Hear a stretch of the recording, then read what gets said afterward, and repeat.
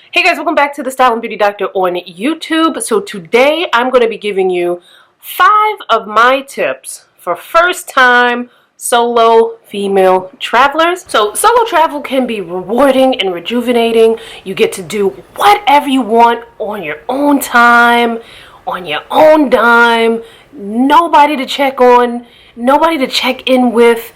You just do whatever the heck you want, basically.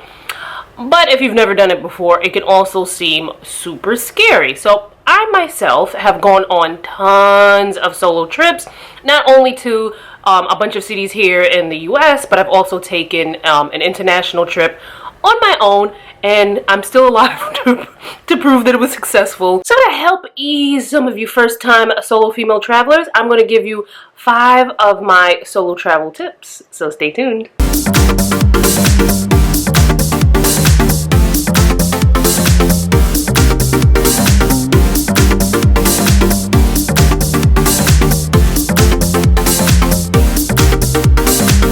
Okay, so number 1, you definitely want to research your destination. You want to know, have other solo female travelers gone there? What do they think about it?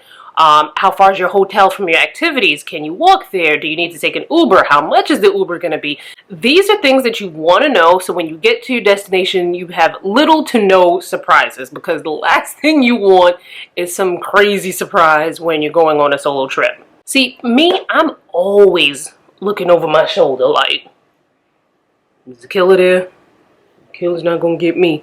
Even in my hometown, and I'm a New Yorker born and bred, if you haven't realized from my accent. But even if the killer does try to get me, chances are I have a pretty good chance of getting away because I know my surroundings.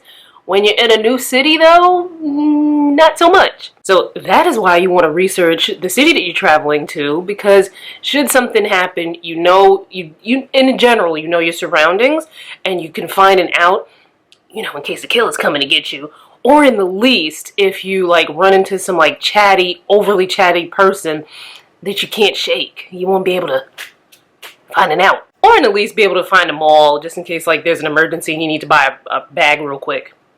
Okay, so number 2, if you have never taken a solo trip before, you definitely want to start your exploration in your own city. Because if you can't at least explore your own city by yourself, you might want to wait for the solo travel trip. You know what I'm saying? So you want to practice first by going on a few solo outings in your own city. Either you're spending the night at a hotel, you're going to a museum, you're going out for dinner, what have you. Keep practicing doing those little excursions on your own in your city, because you want to get used to being in your own company. Okay, so number 3, use technology to stay connected. Now, I know a lot of times people are like, we're so connected to technology that a lot of us need to take breaks. Being on a solo trip is not the time to be taking extensive breaks from technology, because that technology can help, you know, your friends and family, your loved ones know where you are. So there are plenty of apps out there that you can look up that'll help you to stay connected. Even if you want to kind of stay connected but kind of be off the grid and not be bothered, there's still certain things that you can do to let people know where you are at all times. Right now I'm on a solo trip in Savannah, Georgia, and I went right in my iPhone, right in the iMessages, and shared my location indefinitely with my friend Trina and my sister, who both live in the state, because should the killer come, they know where to get me. And my sister and Trina, they don't play, so you can try me if you want to, killer. You ain't gonna get me. And then of course when I get back home, I can turn off the location sharing, because they don't need to know where I'm at when I'm home. Okay, so number 4, another tip that I have if you're a solo female traveler for the first time, is in your itinerary, do some things that you have never done before. You don't have anybody trying to talk you out of something. You don't have anybody saying, well, oh, I don't want to do that. It's just you and you. So try something new. Now, of course, in all of this trying something new and exploring yourself, you definitely want to be safe. You know, trust your gut. We have that women's intuition for a reason. Make sure you listen to it. Trust your gut. If something doesn't feel safe, by all means, look for the exits, find a way out, get out. I don't know, press the emergency button on your phone. light a fire, do something, get out. You know, you want to make sure you're safe, but at the same time, don't, you know, keep yourself in a box, because you might meet other amazing solo travelers, and you might meet some cool friends that you can go on trips with and not be solo. Okay, so my final tip, if you are a solo female traveler for the very first time, my number 5 tip, girl, just book the trip and do it already. I know I said you want to make sure you do your research and you want to trust your gut and you want to be careful when you share your locations and things like that.